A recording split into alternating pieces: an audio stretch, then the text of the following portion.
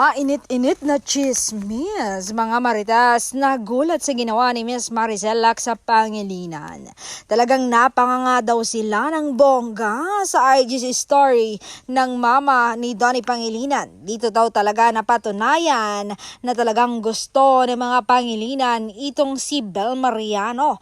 Sino ba naman kasi ang hindi magugustuhan ang aktres, ang Gen Z superstar, napakamatalino, mabait, maganda, talented at napaka-decenteng babae. Sabi pa nga ng mga marites, di na daw sila gagawa ng isyo tungkol sa Don Bell dahil alam na nila ang tunay at katotohanan sa Don Bell.